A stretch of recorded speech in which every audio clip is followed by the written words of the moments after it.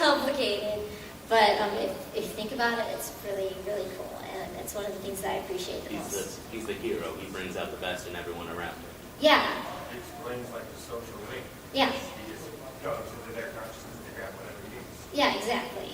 He has that special touch of the zero. And then the Arcana. The Arcana is the truth shall is revealed. And it's based off the major arcana of the classic tarot deck. And in the game, it's used to represent social links and personas and enemies. There are 22 trump cards in the tarot deck, and each one has their own special meaning. Characters that you can social link with are represented by a card which reflects their personality or their circumstances. If anyone has a question about any of the arcana or any of the characters connected to the arcana, I can try to answer it as best I can. Yeah? How do some decks switch the numbers of justice and strength? That's just confusing. Huh? Like sometimes justice is 8 and strength is 11, but other times it's the other way around. Oh. Strength is 8 and justice. I don't know why they would do that. I know there's several different variations of tarot decks, so they might have just changed them around. I didn't know that that's something they do, though.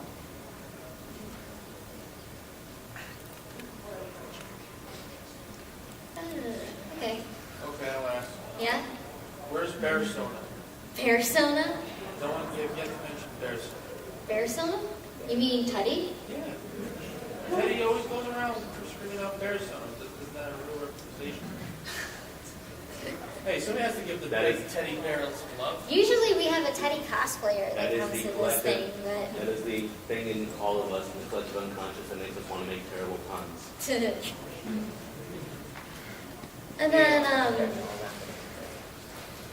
the minor arcana is, they're very important in tarot readings, but they don't play a very big role in Persona. And they're usually limited to after battle shuffles and game bonuses. And then there's one other thing. There are a couple of fake arcana in the different games that don't exist in the real. Actually, they're alternate tarot cards from different decks. Really? Yeah, Aeon is another name for judgment. Uh-huh. Lust is another name for strength, etc. Oh, because I noticed they have the same numbers. Yeah. Okay. I thought they were fake. No, it's like there's like the Rider deck, there's the Crowley deck. Oh, well then I'm debunked. Wow, they did a good job. But come to your own panel. Get educated. But yeah, they use the alternate now arcana for a few different characters because they had to squeeze them in. Aeon for Marie and Igus, and then Jester and Hunger for Adachi. He's an asshole. An asshole who really loves cabbages. No, he hates cabbages. Yeah, he hates them, but they're really cheap. That's the whole thing. I thought they were fake.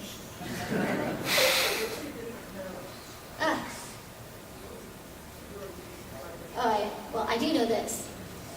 Fool's Journey, which is there's a story. If you go through all the cards from the Fool to the World, there's a story about it's his journey through each person that he meets, which is each of the cards showing him to the world. And it's meant to convey a journey of enlightenment from the fool knowing nothing to his limitless potential. And that's the that's the journey of the characters in 3 and 4. They start off as nothing. Even Igor says in the card, not in the card, just the Velvet Room, that, oh, you're the zero, you're nothing, but also you have infinite potential. And then at the end, it's usually at the very, very end of the game that they get the world card and are able to summon the ultimate persona because of all the things that they've learned over the course of the game. And it's supposed to be similar to the Fool's Journey, which is the myth that goes along with the major arcana. So, yeah, I'm pretty sure that's it. Yeah.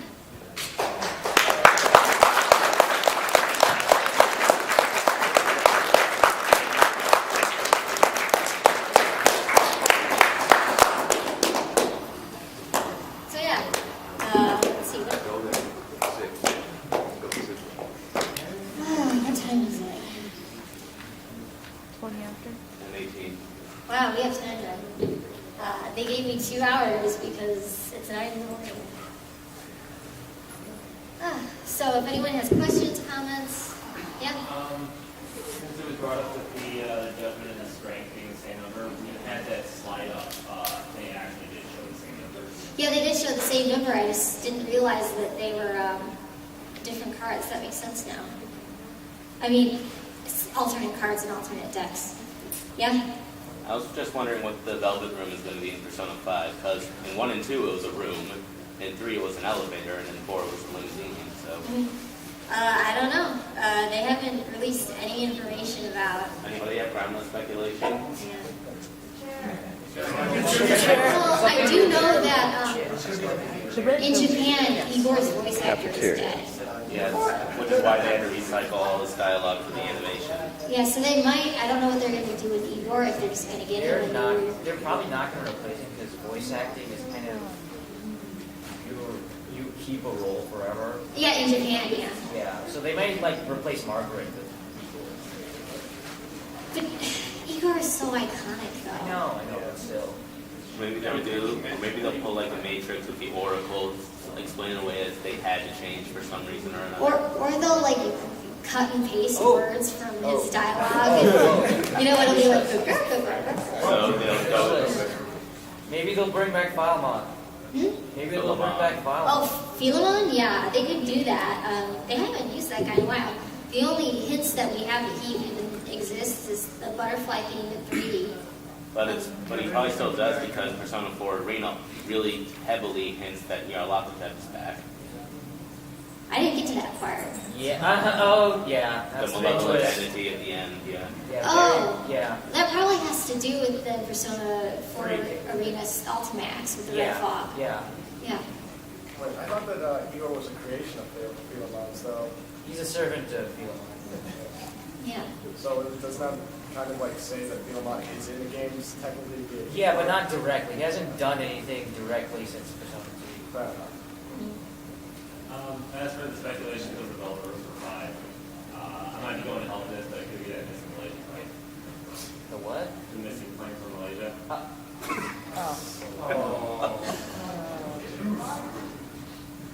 Well, okay. Actually, to go along with that, I'm not going to say it's the missing Malaysia plane, but if like the themes of Persona 5 are going to be freedom, I say it could be like a very fancy private jet because, you know, flying in the air, freedom. There you go. Good point there. On that note, it could be like a train car, or Yeah, a it very could be. vague metaphor for the Underground Railroad. Yeah, because they're like buried underneath all sort, or you're buried underneath all this stuff. It's keeping. It could be a tunnel. That- Like that- you could be traveling through a tunnel. And then when you get the world, you finally exit the tunnel, Yeah. and you're free. Yeah. A subway train actually sounds like a really good idea, considering that the last two were moving things. Somebody call Atlas. Yeah. Hey, we know what's up. Or this is what you should do instead of whatever you want to do. Sorry. Like Yeah? another something I want to guess at. Just given like the themes and the red coloring, Persona 3 was really somber, and Persona 4 was really cheery. I'm thinking Persona 5 will be really angry. Yeah, that's what I'm getting to. Yeah. Because they're like, you're a slave. Do you want emancipation? Then go beat up those slavers. Django Unchained. Whoa, way in the back. So we've got sort of we've had RPG, we've had a dungeon crawler, we've got a fighting game, and a dancing game. What's the next P4 genre? The next P4 genre? We also had dating. It'll be the protagonist, but like Cooking Mama. Yeah, I'd buy that game. I don't like Milo. Kanji no K. Or just. I'm gonna. No, it'll be like it'll be Kanji as the host of like HGTV kind of redecorate your house, and he's like, I'm gonna renovate this house. It's gonna be like Cooking Mama, only sewing with kanji. Yeah. Beat 'em up, like starring Chie. Like, Oh yeah. and like co-starring Kanji as like Mike Hagar, and he throws people and stuff. Well, Summer I Block. think the beat 'em up characters? Would it be like, well, it could be like an arcade game. You have 2 sticks, so it could be Chie or Kanji. You know? Or Akihiko. Yeah. It's a party game, Mario Party style. Oh yeah. Persona Party. Yeah. John and Aaron both been in real-life friendships before. This is the stupidest idea yet. Like, FPS Persona. Yeah, they said First person? Well, no, that would be Persona 3, and it's always into your head. You- It would just be like, headshot, headshot, headshot.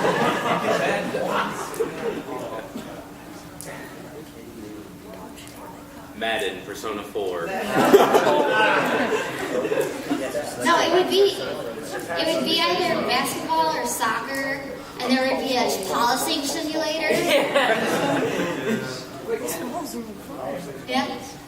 The worst and most concerning thing about this is that we would probably buy every single one of those games that we That's just the best made right part. now. Yes. The best part. It's the damn truth. We are all just slaves to their money-grubbing hands. You want emancipation? Buy more games. Yeah. You want emancipation? Buy our games. Yeah, free your mind. For your mind, I'm putting it in this Persona-shaped box. We all play Persona 5 and end up being a dot hack.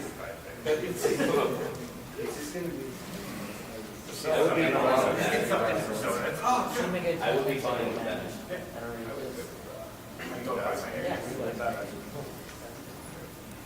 I sense some themes of, even when watching the trailer for Persona 5, I do sense some themes of dystopia creeping. Oh yeah, I'm definitely getting dystopia vibes. They said, and by the way, they've been hyping it. I'm getting the feeling that, because they're like, they're stuck in a, I've heard that the characters are going to be like stuck in a situation of stagnation, and I'm definitely getting a dystopia high school vibe, which would be so cool. Well, my question is, why do you need that? Like, you could, I think you can like create those same sorts of situations in real life. And I think that would be. That would Well, yeah, they could make it subtle. No, Like I at mean- first you can't even like tell. Well, I suppose, but I mean, again, I'm questioning why that's necessary. It's like you can create those feelings of stagnation and being like boxed in by society without having to pull any sort of sci-fi or fantasy stuff. And I think, well, besides what Persona already has, I think that would resonate more with a lot of people. That's true boring-ass video because game. they're also, you're right, because the Persona team was also very good at the subtle game. I've always praised Persona 3 and Persona 4 in particular for having social links that have actual problems, like real problems. One of my favorite social links is Hisano, who is Death from Persona 4. And her problem is literally her husband did not know her anymore because he had Alzheimer's, and she was relieved when he died. Yeah, that really resonated. That hits you right there. And I'm like, that's a real life problem.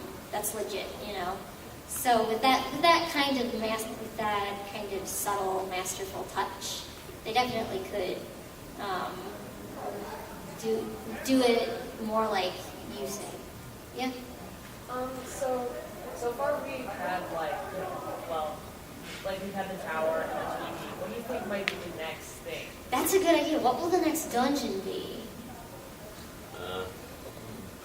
Maybe it would be something underground, like to keep that to keep the theme. Well, of- there are keep the subways theme of all being- over Japan, so to it keep could the be theme of subway. being buried underneath all this pressure, like you can't get out of a bad situation. That would keep that metaphor going. I want to. He's had his hand up for a while, actually.